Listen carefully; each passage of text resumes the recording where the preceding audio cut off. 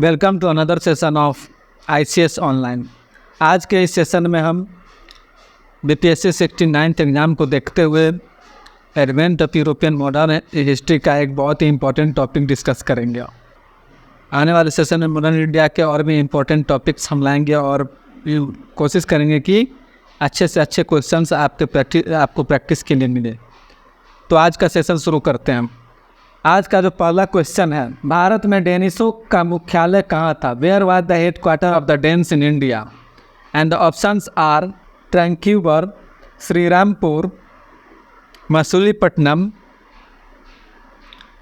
More than one of the above or none of the above. तो इसका जो answer हो जाएगा option number 2, Shrirampur. Danish trading company 1616 में भारत पहुंची। डेन्स की देखरेख में कासिम बाजार के शहर ने 17वीं शताब्दी के दौरान रेशम दाई का सबसे बड़ा उत्पादन किया था। डेन्स ने 1620 ईस्वी में ट्रैंक्यूबर में और 1676 ईस्वी में श्रीरामपुर में अपनी बस्तियाँ स्थापित की और इनका जो मुख्यालय था श्रीरामपुर था। अगले क्वेश्चन की तरफ बढ़ते हैं। क्वेश्चन नंबर 2, बॉम्बे की भूमि को डैश द्वारा अंग्रेजी राजकुमार चार्ल्स को दहेज के रूप में दिया गया था। The land of Bombay was given to the English Prince Charles as dowry by the, and the options are Portuguese, Danish, Dutch, more than one of the above और none of the above। इसका answer हो जाएगा option number 1, पुर्तगाली यानी कि पोर्तुगीज। बॉम्बे पुर्तगालियों द्वारा अंग्रेजी राजकुमार चार्ल्स को दहेज के रूप में दी गई थी। 1661 में इंग्लैंड के राजा चार्ल्स II और ब्रिगेंजा के कैथरीन ने शादी की। विवाह संधि के रूप में 3 जुलाई 1661 को बॉम्बे और टंगियर शहर उन्हें सौंप दिया गया। पुर्तगाली भारत आने वाले पहले यूरोपियन थे। जब 1498 में वास्को डी गामा ने भारत के लिए एक सीधी समुद्री मार्ग खोजा था। धीरे धीरे कालीकट, कैनानौर और कोचीन पुर्तगालियों के महत्वपूर्ण व्यापार केंद्र बन गए। 1510 में गोवा को भारत में पुर्तगाली संपत्ति के गवर्नर अल्बुकर्क द्वारा कब्जा कर लिया जाता है और इसके साथ ही 16वीं शताब्दी के अंत तक दमन द्वीप और एक विशाल तटीय क्षेत्र को अपने नियंत्रण में वे लोग ले आते हैं।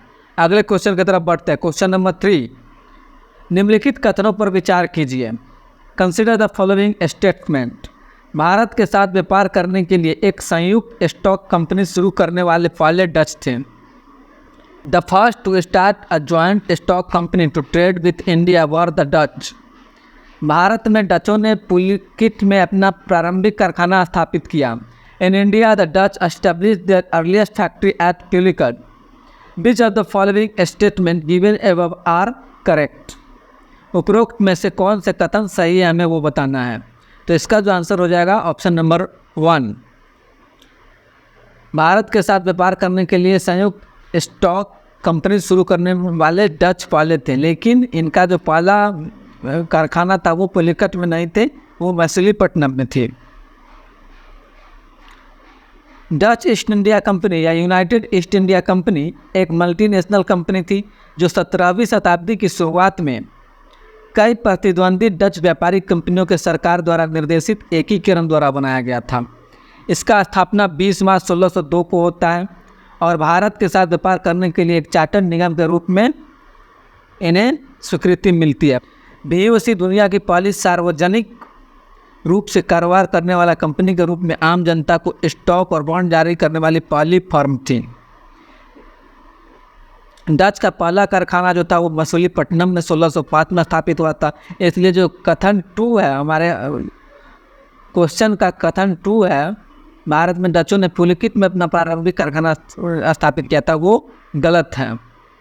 अगले क्वेश्चन की तरफ बढ़ते हैं। क्वेश्चन नंबर 4, निम्नलिखित यूरोपीय शक्तियों में से कौन सी भारत में वाणिज्य की तुलना में अपने मिशनरी गतिविधियों के लिए जानी जाती थी? बीच among the following European powers were known for their missionary activities than for commerce in India and the options are French, Dutch, Danes, more than one of the above or none of the above. तो इसका जो answer हो जाएगा dense. Dense बहुत ज़्यादा शक्तिशाली नहीं थे और उनका सबसे ज़्यादा जो इंटरेस्ट था वो धर्म के संबंध में था, मिशनरी के संबंध में था। वो ज़्यादा से ज़्यादा मिशनरी को स्प्रेड करना चाहते थे। तो इसका जो आंसर हो जाएगा option number 3 dense. Danish East India company की जो शुरुआत होती है, जो स्थापना होती है, वो 1616 में होती है। 1620 में ये ट्रैंक्यूवर में कारखाना स्थापित करने में सफल होते हैं। इनका जो राजधानी होता है, इनका जो मुख्यालय होता है, वो कलकत्ता के निकट श्रीरामपुर में होता है। ये किसी भी समय महत्वपूर्ण नहीं थे और 1845 तक ब्रिटिश हाथों द्वारा बिक गए। अगले क्वेश्चन की तरफ चलते हैं। Question number 5, east India company ने बंगाल की दीवानी का अधिग्रहण किस वर्ष किया था? In which year did the East India Company acquire the diwani of Bengal? And the options are 1791, 1773, 1765, more than one of the above or none of the above. So, answer to this question will be option number 3, 1765. Mughal सम्राट Shah Alam II 1765 में east India company को बंगाल, बिहार और उड़ीसा की दीवानी देते हैं। बक्सर का युद्ध के बारे में थोड़ा चर्चा कर लेते हैं। बक्सर का युद्ध सबसे निर्णायक युद्ध में गिना जाता है, क्योंकि अंग्रेज यहाँ से अपना प्रभुत्व भारत पर कायम करने में सफल होते हैं। यहीं से वो भारत में राज करने की ओर आगे बढ़ते हैं। बक्सर का जो युद्ध हुआ था 1764 में लड़ा गया था, और उसे अंग्रेज, एक तरफ अंग्रेज और एक तरफ मीर कासिम शुजाउद्दौला अजावत के नवाब होते हैं, और शाह आलम II जो मुगल सम्राट होते हैं, उनकी कंबाइन आर्मी के बीच लड़ा जाता है। और इस युद्ध को अंग्रेज जीत लेते हैं, जिसके बाद इलाहाबाद की संधि की जाती है। और इलाहाबाद की संधि 12 अगस्त 1765 को मुगल सम्राट शाह आलम II, दिवंगत सम्राट आलमगीर द्वितीय के पुत्र और ईस्ट इंडिया कंपनी के रॉबर्ट क्लाइव के बीच में होता है। ये संधि राजनीतिक और संवैधानिक भागीदारी और भारत में ब्रिटिश शासन की शुरुआत को चिन्हित करता है। और यही अगले क्वेश्चन की तरफ चलते हैं। निम्नलिखित यूरोपीय शक्तियों को उनके गठन के कालानुक्रमिक क्रम में व्यवस्थित कीजिए।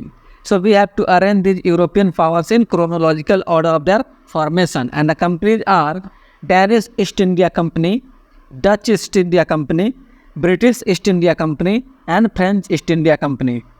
तो अगर हम इसके फॉर्मेशन की बात करें तो सबसे पहले जो फॉर्मेशन हुआ था वो ब्रिटिश ईस्ट इंडिया कंपनी की हुई थी 1600 में। उसके बाद होता है डच ईस्ट इंडिया कंपनी जो 1605 यानी कि 1605 में। उसके बाद डेनिश ईस्ट इंडिया कंपनी 1616, और सबसे लास्ट में जो आता है वो फ्रेंच ईस्ट इंडिया कंपनी 1664। तो इसमें अगर आप देखें ब्रिटिश ईस्ट इंडिया कंपनी के बारे में, यानी कि 3 नंबर, तो सिर्फ एक ही ऑप्शन मिलता है, और सो हमारा जो ऑप्शन हो जाएगा ऑप्शन नंबर 2। देखिए कितना इजी इसका आंसर निकल जाता है। तो थोड़ा सा अगर आप एक भी पॉइंट जान रहे हैं, और एक भी पॉइंट आप जान रहे हैं कि ब्रिटिश ईस्ट इंडिया कंपनी का फॉर्मेशन सबसे पहले हुआ था, तो आप आंसर निकाल सकते हैं। अगले क्वेश्चन की तरफ चलते हैं। यहाँ पे एक चार्ट दिया गया है जिसमें ब्रिटिश ईस्ट इंडिया कंपनी और बाकी ईस्ट इंडिया कंपनी के स्थापना, उनका भारत में आगमन और पहले कारखाना के बारे में दिया गया है। ये बहुत ही इम्पोर्टेंट एक टेबल है, और हर एग्ज़ाम में चाहे कोई भी स्टेट PCS हो या UPSC हो, कुछ ना कुछ यहाँ से सवाल बनते ही हैं, इसलिए इसको ध्यान में रखें। अगले क्वेश्चन की तरफ चलते हैं। Question number 7, British East India company ने निम्नलिखित में से किस वस्तु का व्यापार किया? सोरा, कपास, नमक। British East India company traded in which of the following commodities? Salt feature, cotton, salt. And the options are 1 and 2 only, 1 and 3 only, 1, 2 and 3, more than one of the above or none of the above। तो इसका जो answer हो जाएगा option number 3, यानी कि 1, 2, 3 all of them. Question number 8, 1500 ईस्वी की शुरुआत में भारत में किन स्थानों पर पुर्तगालियों ने अपना पहला कारखाना स्थापित किया? In the early 1500, the Portuguese established their factory at which places in India? Cochin, Kannur, Masulipatam. So we have to select the answer using the code given below, and the options are 1 and 2 only, 1 and 3 only, 1 only, more than one of the above or none of the above। So इसका answer हो जाएगा option number 1 and 2। आइए पुर्तगालियों के बारे में कुछ जानते हैं। वास्को डी गामा 1498 में भारत आए थे। ये भारत में आने वाले सबसे पहले यूरोपियन थे, और इन्होंने भारत से सीधा समुद्री यात्रा, समुद्री रूट का खोज किया था। 1500 ईस्वी में कालीकट में यूरोपियन पुर्तगाली अपना पहला कारखाना स्थापित करते हैं।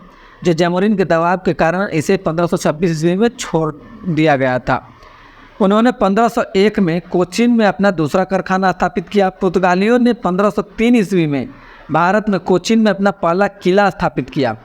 वास्को डी गामा ने कन्नूर में एक व्यापारिक कारखाना स्थापित किया। धीरे धीरे कालीकट, कन्नूर और कोचीन पुर्तगालियों के महत्वपूर्ण व्यापार केंद्र बन गया।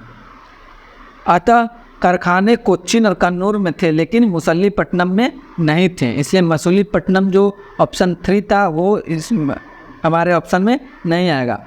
भारत में प्रथम पुर्तगाली गवर्नर फ्रांसिस्को डी अल्मीडा, जो 1505 से 1509 उनका कार्यकाल था। इन्हें ब्लू वाटर पॉलिसी के रूप लिए भी जाना जाता है। दूसरा पुर्तगाली गवर्नर जो हुए वो अल्बुकर्क थे। उन्होंने 1510 में बीजापुर के सुल्तान को पराजित कर गोवा पर कब्जा किया और इनके समय में भारत में पुर्तगाली शक्ति बहुत ही मजबूत हुआ था। अगले क्वेश्चन की तरफ चलते हैं। निम्नलिखित में से कौन सा भारत में अन्य यूरोपीय लोगों के खिलाफ ब्रिटिश सफलता का कारण नहीं था? Which among the following is not a cause for British success against the Europeans in India? So we have to choose कि इनमें से कौन सा कारण है जो अंग्रेजों के मजबूत होने का कारण नहीं था। तो इसका जो ऑप्शन हो जाएगा, आंसर हो जाएगा option number 3, and that is British सरकार द्वारा व्यापारिक कंपनियों का संरक्षित ढांचा और नियंत्रण। कंपनी के शक्ति की बात करें और इनके सफलता के रहस्यों का पता करें तो सबसे बड़ी रहस्य जो इनकी थी, इनकी नौसेना श्रेष्ठता थी। ब्रिटेन की रॉयल नेवी न केवल सबसे बड़ी थी बल्कि अपने समय की सबसे उन्नत भी थी। भारत में नौसैनिक जहाज़ों की मजबूत और तेज़ गति के कारण अंग्रेज पुर्तगालियों और फ्रांसीसियों को हराने में सक्षम थे। दूसरा जो कारण था वो उनकी औद्योगिक क्रांति थी, यानी कि इंडस्ट्रियलाइजेशन। नए मशीन का आविष्कार 18वीं शताब्दी के शुरुआत में इंग्लैंड में हो चुकी थी, जबकि अन्य यूरोपियन देशों में अभी इसे आने में देर थी, इसलिए भी इंग्लैंड इनसे आगे थे। और भी एक फैक्टर जो था वो सैन्य कौशल और अनुशासन था। ब्रिटिश के जो सैनिक थे बहुत ही अनुशासित थी, बहुत ही ट्रेंड थे और इन्हें किसी भी कैसा भी युद्ध लड़ने के लिए ये एडेप्टेड थे। इसके बाद जो एक फैक्टर था वो स्थिर सरकार, स्टेबल गवर्नमेंट। अन्य जितने भी यूरोपियन कंट्री थे वहाँ पे स्टेबल गवर्नमेंट की एक कमी थी। इसके साथ साथ ब्रिटेन में कुशल राजाओं की अस्थिर सरकार थी। साथ ही साथ धर्म के प्रति उत्साह भी कम था। ये इन्हें कन्वर्जन और कट्टरता इनमें उतना नहीं था। ये सबसे पहले भारत में आए थे तो इनका प्रायोरिटी भारत में व्यापार था। बक्सर के युद्ध जो 1764 में होता है उसके बाद ब्रिटिश ईस्ट इंडिया कंपनी का जो प्रायोरिटी होता है वो शिफ्ट होके भारत में राज करने का हो जाता है। लेकिन इनका कभी भी जो प्रायोरिटी है वो धर्म और धर्म के क्षेत्र में नहीं रहता। हालांकि धर्मांतरण के लिए भी मिशनरी को हम जानते हैं, लेकिन से ये ब्रिटिश ईस्ट इंडिया कंपनी इसे प्रायोरिटी के तौर पे नहीं लेती थी। और एक सबसे बड़ा जो रीजन था ऋण बाजार का उपयोग। 18वीं शताब्दी के मध्य और 19वीं शताब्दी के मध्य ब्रिटेन के सफल होने का प्रमुख कारण जो था वो अन्य यूरोपीय राष्ट्र जब गिर गया था तो युद्धों को निधि देने के लिए बाजार में इनका होना एक सबसे बड़ा कारण था जो इन्हें एक मजबूत राष्ट्र बनाता था, एक मजबूत शक्ति बनाता था। आज का अंतिम क्वेश्चन की तरफ बढ़ता है, क्वेश्चन नंबर 10। 1501 से 1739 के बीच भारत में फ्रांसीसी औपनिवेशीकरण निम्नलिखित में से कौन सी जगह थी? यानामी, माहे, Chandranagar. Which of the following places were the French settlements in India between 1501 to 1739? Yanam, माहे, चंद्रनगर। इसका जो आंसर हो जाएगा ऑप्शन नंबर 3, यानी कि ऑल ऑफ देम 1, 2, 3। फ्रांसीसी औपनिवेशीकरण की बात करें तो इन्होंने अपना पहला कारखाना 1668 में सूरत में खोला था और इसके बाद मछलीपट्टनम में इन्होंने अपना कारखाना स्थापित किया। लेकिन 1720 में इन्हें डच और अंग्रेज जो है वो भगा देते हैं लड़के। फ्रांसीसी ने 1725 में माहे और 1739 में कराईकल को सुरक्षित किया गया। तो आज के सेशन में इतना ही। आने वाले सेशन में और भी इम्पोर्टेंट क्वेश्चन मॉडर्न हिस्ट्री और दूसरे सब्जेक्ट्स के रिलेटेड हम लेकर आएंगे, जिससे कि आने वाले BPSC 69 में आपको बहुत ज़्यादा फ़ायदा हो, और कोशिश करेंगे कि सबसे ज़्यादा सवाल यहीं से बने। हमारे